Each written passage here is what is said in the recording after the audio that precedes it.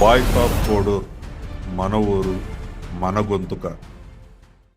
Railway కోడూరులో మూడో విడత Annadata Sukhibhava PM Kisan కార్యక్రమం తిరుపతి జిల్లా రైల్వే కోడూరు ఎంపీడీఓ సభాభవనంలో మూడో విడత అన్నదాత సుఖీభవ పీఎం కిసాన్ కార్యక్రమం నిర్వహించారు. ఈ కార్యక్రమంలో తిరుపతి జిల్లా కలెక్టర్ వెంకటేశ్వర్, కూడా చైర్మన్ ముక్క రూపానందరెడ్డి, కూటమి నాయకులు మరియు రైతులు పాల్గొన్నారు. ఈ సందర్భంగా కలెక్టర్ వెంకటేశ్వర్ మాట్లాడుతూ రైతుల సంక్షేమం కోసం రాష్ట్ర, కేంద్ర ప్రభుత్వాలు కలిసి సంవత్సరానికి 3 విడతలుగా మొత్తం 20,000 రూపాయలు ఆర్థిక సహాయం అందిస్తున్నాయని తెలిపారు. రైల్వే కోడూరులో హార్టికల్చర్ పంటలు అధికంగా సాగు చేస్తున్నారని, ఈ పంటలను అభివృద్ధి చేసి రైతుల ఆదాయం పెంచేందుకు రాష్ట్ర ప్రభుత్వం ప్రత్యేక చర్యలు చేపడుతోందని అన్నారు. ఇప్పటివరకు 5 ఎకరాల లోపు ఉన్న రైతులకు డ్రిప్ సేద్యానికి 90% రాయితీ ఇస్తున్నామని, 5 ఎకరాలకు పైగా ఉన్న రైతులకు కూడా అదే రాయితీ అందించే విషయాన్ని రాష్ట్ర ప్రభుత్వ దృష్టికి తీసుకెళ్తామని తెలిపారు. బొప్పాయి పంటకు గిట్టుబాటు ధర వచ్చేలా వ్యాపారస్తులతో చర్చలు జరుపుతున్నామని చెప్పారు. అలాగే బిందు సేద్యాన్ని ప్రోత్సహిస్తూ డ్రోన్ల ద్వారా పంటలకు మందులు పిచికారీ చేసే విధానాన్ని రైతులు ఉపయోగించుకోవాలని సూచించారు. ఇక్కడికి వచ్చిన రైతులందరికీ నమస్కారాలు తెలియజేసుకుంటూ, ముఖ్యంగా మన ప్రియతమ నాయకుడు మన ముఖ్యమంత్రి చంద్రబాబు నాయుడు గారు ఈ సందర్భంగా ఆయన కృతజ్ఞతలు తెలియజేయాలి. ఎందుకంటే తిరుపతి జిల్లాలో రైల్వే కోడూరు కలిపినందుకు జీవితంలో రైల్వే కోడూరు ప్రజలు మన ముఖ్యమంత్రి గారిని మర్చిపోరు సార్. ఎందుకంటే ఎంత ఉపయోగం ఉందంటే రైల్వే కోడూరు తిరుపతి జిల్లాలో చేర్చినందుకు ఒక ఇండస్ట్రీస్ కానీ, ఒక యూనివర్సిటీస్ కానీ, ఒక కాలేజీలు కానీ, ఒక ఓడరేవులు కానీ, ఒక ఎయిర్పోర్ట్ కానీ, ఒక అన్నిటికంటే మించి తిరుమల వెంకటేశ్వర స్వామి పాదాల చెంతకు మన ప్రియతమ ముఖ్యమంత్రి నారా చంద్రబాబు నాయుడు గారు రైల్వే కోడూరు చేర్చినందుకు మరొక్కసారి ఆయనకు కృతజ్ఞతలు తెలియజేసుకుంటున్నా. ఈ సందర్భంగా అంతకు మించి ఈరోజు మన తిరుపతి జిల్లాకు మన కలెక్టర్గా వెంకటేశ్వర సార్ రావడం ఉండడం అనేది చాలా మా రైల్వే కోడూరుకి చాలా చాలా చాలా మంచి జరుగుతుందని సందర్భంగా తెలియజేసుకుంటున్నా. ఎందుకంటే సార్ 2 సార్లు కలవడం జరిగింది. ఏది కూడా పాజిటివ్ ఆలోచన చేస్తారు సారు. 10 మందికి ఉపయోగపడే విధంగా ఏదైనా చేయాలనేది ఆయన మాటల్లో నాకు కనిపించింది. తప్పకుండా రైల్వే కోడూరుని అన్ని నియోజకవర్గాల కంటే సార్ 20 సంవత్సరాల నుంచి మా నియోజకవర్గం అభివృద్ధికి నోచుకోలేదు సార్. దయచేసి మీ ఆశీర్వాదంతో రైల్వే కోడూరుని అభివృద్ధి చేసుకోవాలని చేసుకుంటామని మా ప్రజలందరికీ చెప్పినారు సార్. ఆ నమ్మకం మాకుంది. దయచేసి ఏదైనా కూడా మీరు హెల్ప్ చేయాల్సిందిగా, మీ ఆశీర్వాదం కావాల్సిందిగా మనస్ఫూర్తిగా కోరుకుంటూ, ఈ సందర్భంగా రైతులకు ఎన్డీఏ గవర్నమెంట్ చేస్తున్న మేలు జీవితంలో మర్చిపోలేము. ఏ కార్యక్రమం ఉన్నా మనము గవర్నమెంట్ ద్వారా చేసుకున్నాము. మన కలెక్టర్ గారు ఉన్నారు కాబట్టి అందరికీ మరొకసారి కృతజ్ఞతలు తెలియజేసుకుంటూ సెలవు తీసుకుంటున్నాను. నమస్తే. నాగరాజు గారికి, state green and beautification chairman Shri Ramesh గారికి, శ్రీధర్ గారికి, తాతంశెట్టి నాగేంద్ర గారికి, అదేవిధంగా అధికారులకి, మరియు ముఖ్యంగా ఇక్కడికి వచ్చేసినటువంటి రైల్వే కోడూరు నియోజకవర్గ ప్రజలందరికీ కూడా నమస్కారం. మనందరికీ తెలిసిందే, గౌరవ ముఖ్యమంత్రి గారు రైతుల అభివృద్ధి కొరకు, వారి సంక్షేమం కోసం ప్రతి సంవత్సరం కేంద్ర రాష్ట్ర ప్రభుత్వాల నిధులతో సుమారుగా 20,000 రూపాయలని 3 విడతల్లో విడుదల చేసే విధంగా సూపర్ 6లో భాగంగా కార్యక్రమాన్ని రూపొందించారు. దాంట్లో భాగంగానే ఇదివరకే 14,000, మొదటిగా 7,000, మరొకసారి 7,000 లెక్కన 14,000 రూపాయలు ఇదివరకే అన్నదాత సుఖీభవ కార్యక్రమంలో భాగంగా 2 విడతల్లో రైతు సోదరులందరికీ కూడా కేంద్ర రాష్ట్ర ప్రభుత్వాలు నిధులు విడుదల చేయడం జరిగింది. ఈరోజు కూడా మిగతా 6,000 రూపాయలు ఈరోజు విడుదల చేశారు. ఆల్రెడీ ఇందాక కూడా ఒక రైతు భూమిలోకి నేను పోయినప్పుడు ఆయన కూడా మెసేజ్ చూపించాడు. ఆయన అకౌంట్కి వచ్చినటువంటి డబ్బులు కూడా ఖాతాలో పడినట్టు మెసేజ్ కూడా వచ్చింది. మిగతా వాళ్ళందరికీ కూడా ఈరోజు రాత్రి కల్లా ఆయా బ్యాంకుల నుంచి వచ్చినామంటే ఖచ్చితంగా రాత్రి కల్లా కూడా మీ అకౌంట్లో పడే విధంగా కూడా రాష్ట్ర ప్రభుత్వం చర్యలు చేపట్టింది. ఈరోజు మీ అందరూ రైతు సోదరులందరూ కూడా ఆలోచించాల్సింది ఏంటంటే మీ సంక్షేమం కోసం కేవలం అన్నదాత సుఖీభవ అనేది ఒక పెద్ద కార్యక్రమం. అది కాకుండా ఇంకా ఎన్నో కార్యక్రమాలు మనం రాష్ట్ర ప్రభుత్వం చేపడుతుంది. ఈరోజు మన నియోజకవర్గంలో సుమారుగా 80,000 ఎకరాలకు పైగా హార్టికల్చర్ ఉంది. ఏ నియోజకవర్గంలో లేనంత విధంగా మొత్తం కూడా హార్టికల్చర్ ఒకే నియోజకవర్గంలో ఉందంటే అది రైల్వే కోడ్ నియోజకవర్గం చెప్పాలి. ఎటు చూసినా చల్లగా చక్కగా పచ్చగా ఉంటుంది, హాయిగా ఉంటుంది ఇక్కడ.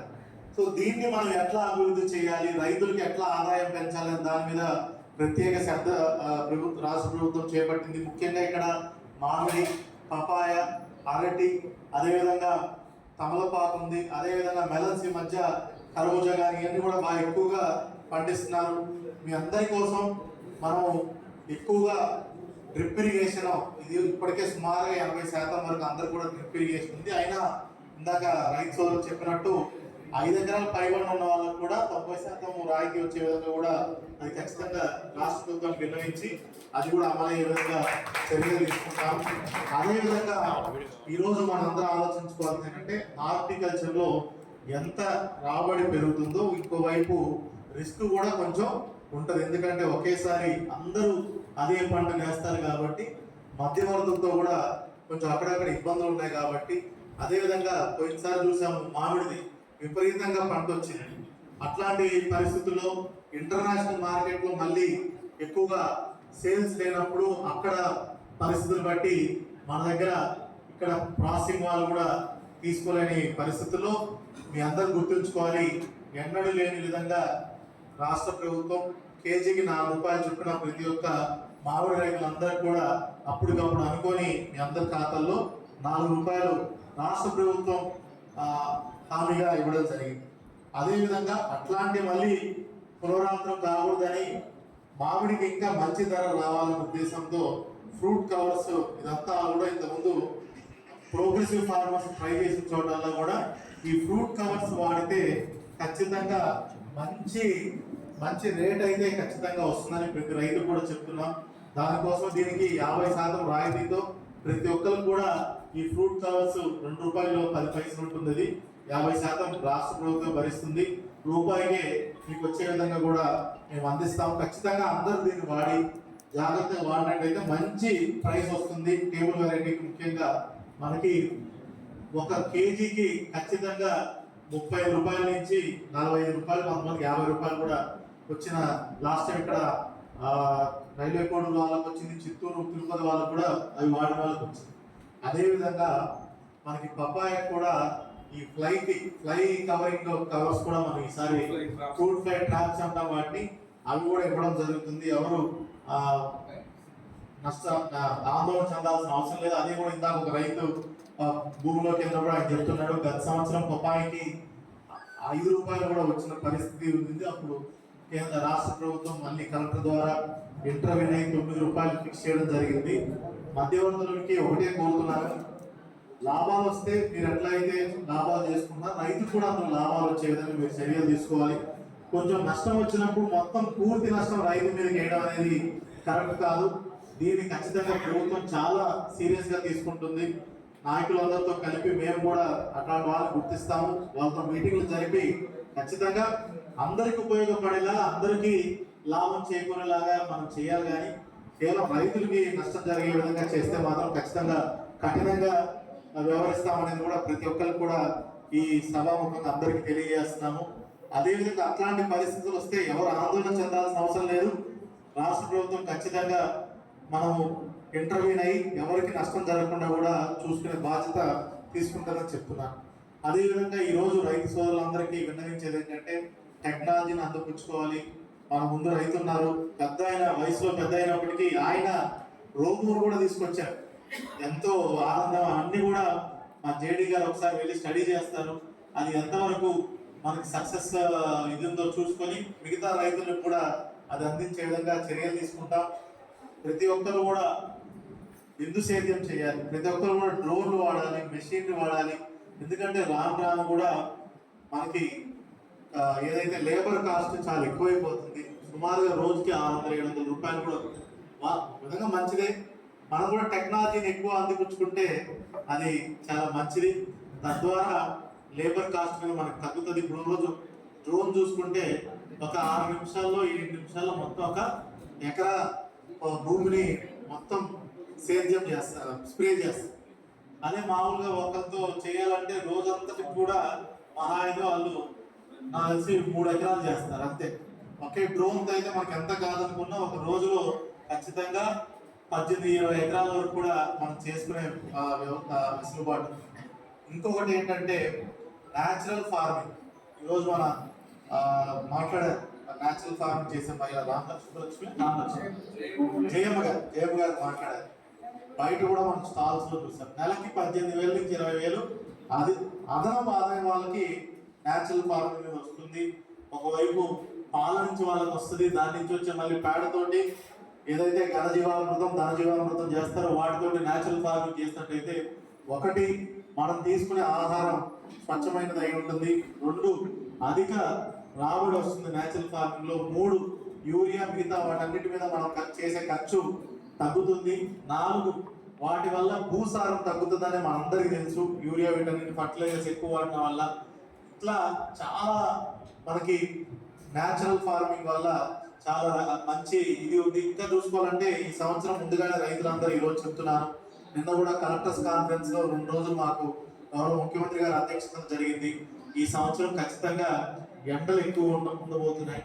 అదేవిధంగా వర్షపాతం కూడా గత రెండు సంవత్సరాల కంటే ఖచ్చితంగా కూడా వర్షపాతం కొంచెం తక్కువగా నమోదయ్యే అవకాశం ఉంది. అందుకే న్యాచురల్ ఫార్మింగ్ చేసుకున్నట్టయితే తక్కువ నీళ్ళతోనే మనకి మంచి రాబడి వచ్చే అవకాశం ఉంది. అదేవిధంగా వ్యవసాయ అధికారులకి, హార్టికల్చర్ అధికారులకు కూడా ముందే చెప్తున్నాను, మన ఆర్ఎస్కే కేంద్రాల ద్వారా అందరి రైతులకి ఇది చేరవేయండి. ఈసారి ఎటువంటి నష్టం రాకుండా నష్ట నివారణ చర్యలు ఇప్పటి నుంచే చేపట్టాలి. మళ్ళీ రేపు వర్షాలు తగ్గే, పంట దిగుబడి తక్కువైంది అనేది తర్వాత తెలిసిందంటే ఇప్పుడు ఇంత టెక్నాలజీ ఉంది మనకు ముందే తెలిసింది కాబట్టి ఇప్పటి నుంచే మనం అప్రమత్తై ఎక్కడ కూడా ఎటువంటి నష్టాలు రాకుండా కూడా మనం చర్యలు తీసుకోవాలని కోరుకుంటాను. అదేవిధంగా ఇన్ని కార్యక్రమాలు మనం చూసుకున్నట్టయితే ఈరోజు రాష్ట్ర ప్రభుత్వం అన్నిటికీ కూడా రైతులందరికీ కూడా అన్ని రకాలుగా ఆదుకోవాలని ప్రతి అనునిత్యం మీకోసమే ఆలోచిస్తుంది. అదంతా కూడా మనం గుర్తుపెట్టుకొని అదేవిధంగా మీకు ఇంకా ఉన్నటువంటి సమస్యలు చెప్పారు. మన నియోజకవర్గంలో ఏదైతే మార్కెట్ యార్డ్లో కావాల్సినటువంటి ఇన్ఫ్రాస్ట్రక్చర్ ఖచ్చితంగా నేను ప్రొవైడ్ చేస్తానమ్మా. అదేవిధంగా ఫ్రూట్ కవర్లు ఇస్తాము, ఫ్రూట్ ఫ్లై ట్రాప్స్ ఇస్తాము. అదేవిధంగా క్రాప్ ఇన్సూరెన్స్ గురించి మాట్లాడారు, అది కూడా చేపించడం జరుగుతుంది. అదేవిధంగా డ్రోన్స్ అడిషనల్ గా కావాలన్నా అవన్నీ కూడా ఖచ్చితంగా ఇస్తాము. ఒక మంచి హార్టికల్చర్ హబ్గా రాష్ట్రంలోనే కాదు దేశంలోనే మంచి హార్టికల్చర్ హబ్గా రైల్వే కోడని ఖచ్చితంగా తీర్చిదిద్దుతామని నాయకులందరి సపోర్టుతో, రైతులందరి సపోర్టుతో ఖచ్చితంగా అధికార యంత్రాంగం కూడా మీకోసం పనిచేస్తుందని మరొకసారి సెలవు తీసుకుంటూ జై కిసాన్, జై జవాన్.